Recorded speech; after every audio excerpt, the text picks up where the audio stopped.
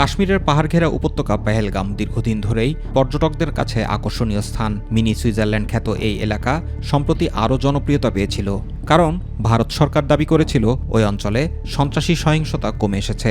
কিন্তু সম্প্রতি সেখানে এক মর্মান্তিক হামলায় ২০ জনের অধিক নিহত এবং আরও বহু মানুষ আহত হয়েছেন। অজ্ঞাত বন্দুকধারীরা পর্যটকদের ওপর গুলি চালায় বলে জানা গেছে। এটি ২০১৯ সালের পর কাশ্মীরের সবচেয়ে প্রাণঘাতী সন্ত্রাসী হামলা।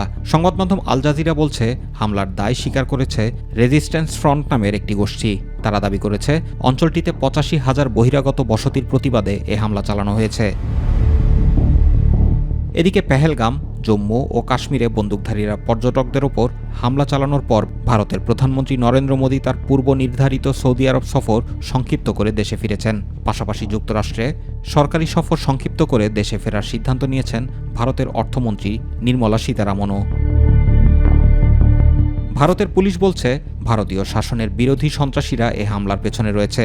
ভারতের সাবেক সামরিক ও গোয়েন্দা কর্মকর্তারা অভিযোগ করেছেন, পাকিস্তানের সেনাবাহিনী এ হামলার নেপথ্যে রয়েছে এবং এর বিরুদ্ধে দৃঢ় ও দ্রুত জবাব চেয়েছেন তারা। উল্লেখ্য, ২০১৯ সালে সন্ত্রাসী হামলায় ৪০ জন ভারতীয় আধাসামরিক বাহিনীর সদস্য নিহত হওয়ার পর ভারত পাকিস্তানে বিমান হামলা চালিয়েছিল। এর জবাবে পাকিস্তানও পাল্টা আক্রমণ করেছিল। তখন ভারতীয় একটি যুদ্ধবিমান পাকিস্তানে বিধ্বস্ত হয় এবং পাইলটকে পরে ভারতের কাছে ফিরিয়ে দেওয়া হয়। অপরদিকে বিবিসির এক প্রতিবেদনে জানানো হয়েছে, হামলার পর থেকেই দেশে পর্যটকরা কাশ্মীর ছাড়তে শুরু করেছেন।